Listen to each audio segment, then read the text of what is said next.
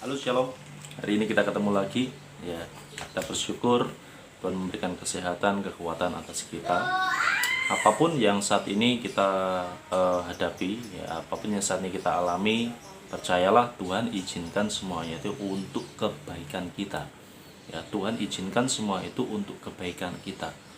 Tuhan Allah tidak pernah merancangkan sesuatu yang jelek di dalam hidup kita. Tuhan Allah tidak pernah merancangkan sesuatu yang jahat di dalam hidup kita. Mari kita akan belajar hari ini. Kita akan membaca firman Tuhan di dalam Yakobus pasal yang pertama, ayat yang ke-12 sampai yang ke-14. Ya, Yakobus pasal yang pertama, ayat yang ke-12 sampai yang ke-14. Demikianlah firman Tuhan. Berbahagialah orang yang bertahan dalam pencobaan. Sebab apabila ia sudah tahan uji, ia akan menerima mahkota kehidupan yang dijanjikan Allah kepada barang siapa yang mengasihi Dia. Apabila seorang dicobai, janganlah ia berkata pencobaan ini datang dari Tuhan. Datang dari Allah. Sebab Allah tidak dapat dicobai oleh yang jahat, dan ia sendiri tidak mencobai siapapun. Tetapi tiap-tiap orang dicobai oleh keinginannya sendiri, karena ia diseret dan dipikat olehnya. Saudaraku, kalau kita belajar di dalam Yakobus pasal yang pertama ayat 12 sampai yang ke-17, kita dapat memahami bahwa ya, pencobaan, ujian, tantangan di dalam hidup kita ya, itu memiliki kemasan yang sama, tetapi memiliki sumber yang berbeda. Ketika kita bicara tentang dicoba, berbeda dengan dicobai. Ya, coba dengan dicobai sangat berbeda sekali. Kalau dicoba, yaitu engkau dirasa sudah memiliki kualitas, engkau sudah dirasa sudah memiliki kekuatan, dan kamu diuji, gitu ya. Dilihat kualitas dan kekuatanmu, apakah betul-betul punya kekuatan yang murni di situ. Tetapi ketika bicara tentang dicobai, ini bicara tentang motif yang mencelakakan. Ya, di dalam terjemahan bahasa Inggris lebih detail lagi, ya, bahwa dicoba ini berbicara tentang tes. Ya, bahasa istilahnya menggunakan tes. Tetapi dicobai menggunakan kata temptation atau godaan. Nah, saudaraku, ini yang harus kita tahu. Ketika kita mengalami dalam hidup kita ya, tantangan, ujian ya, yang mungkin membuat berat hati kita, itu semuanya memiliki beberapa sumber. Ya, beberapa waktu saya sudah menyampaikan kepada kita semua ya, ada beberapa sumber tentang ujian, tentang tantangan dalam hidup kita. Yang pertama, sumbernya dari setan ya, jelas setan itu musuhnya Tuhan, dan setan pasti akan menghancurkan ciptaan Tuhan yang paling mulia, yaitu manusia. Ketika manusia dicobai oleh setan, ya jelas setan akan menggugurkan iman manusia. Ketika manusia sudah tidak beriman, manusia kehilangan pengharapan, dia membinasakan membinakan manusia tersebut. Yang kedua, sumbernya dari mana? Sumbernya dari diri kita sendiri. Ya, atau keinginan kita, hawa nafsu kita. Kita tidak bisa mengendalikan, dan itu membawa kita kepada masalah, pada tantangan.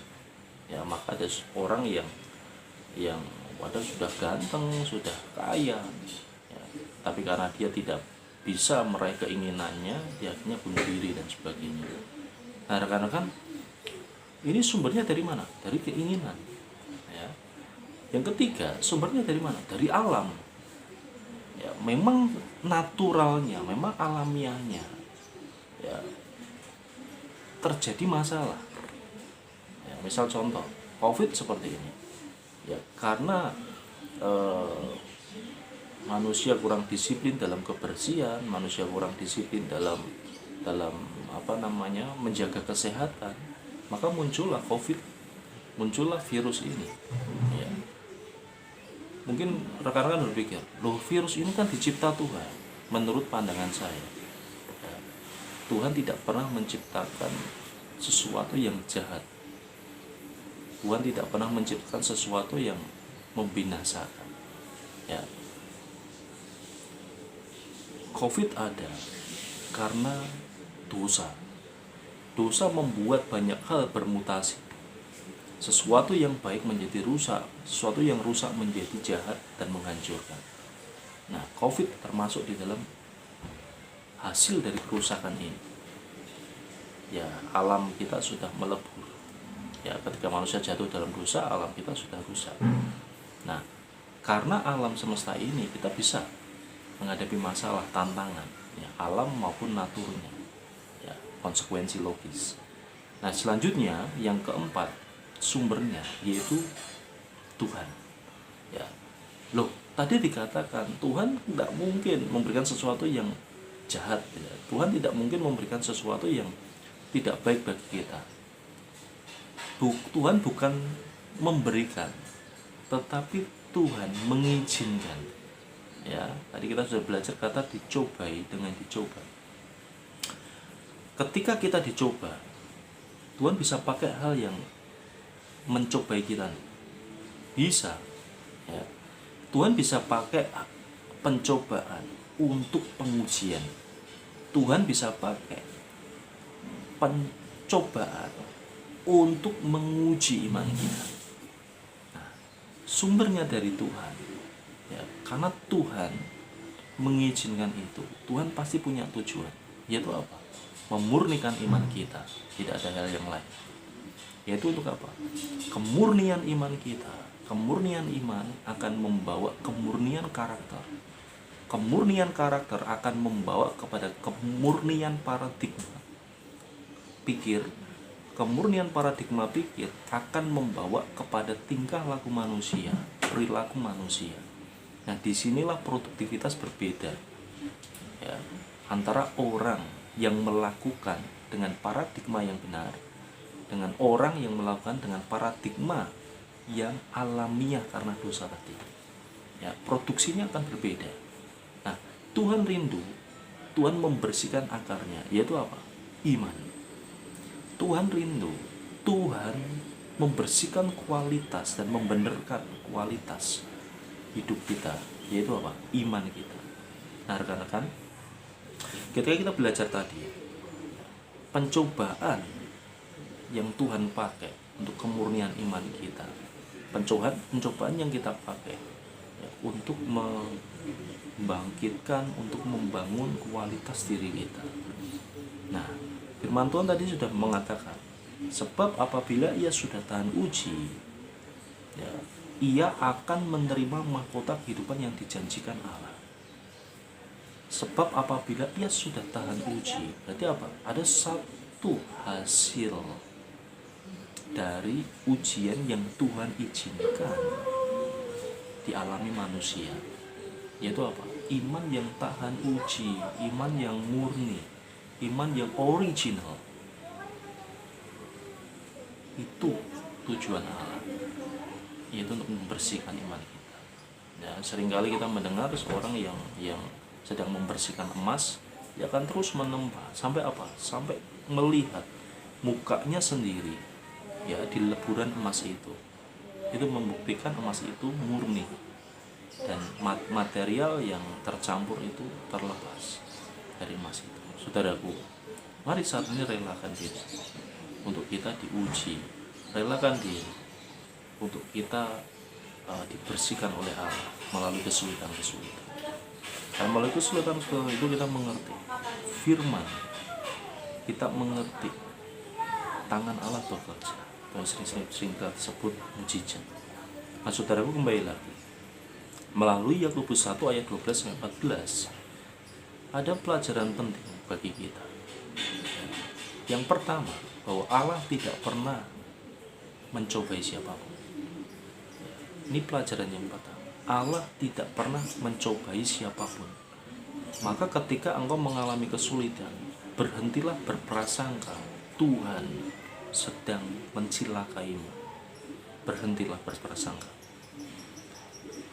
Tuhan tidak pernah memberikan sesuatu yang buruk kepada kita, karena Dia adalah sumber kebaikan. Perhatikan, sumber kebaikan. sumber tidak pernah mengkhianati dari aliran sumber ini. Kalau sumbernya bersih, pasti alirannya bersih. Yang keluar dari sumber ini pasti sesuatu yang bersih. Nah saudaraku, kalau kita melihat di ayat yang ke-17 dari Yakobus pasal yang pertama tadi yang kita baca ya. Jadi kita baca sampai ayat yang ke-15 saja. Tapi kalau saudara-rekan membaca terus sampai ayat 17, di situ lebih detail lagi. Setiap pemberian yang baik dan setiap anugerah yang sempurna datangnya dari atas, diturunkan dari Bapa segala terang. Padanya tidak ada perubahan atau bayangan karena pertukaran. Perhatikan. Datangnya dari atas, diturunkan dari Bapa segala terang. Artinya apa? Pemberian-pemberian yang baik yang kita alami, anugerah yang kita alami, yang kita dapatkan hanya bersumber dari Tuhan saja. Tuhan tidak pernah merancangkan kecelakaan. Tuhan tidak pernah merancangkan sesuatu yang buruk bagi kita. Berhentilah memprasangkai Tuhan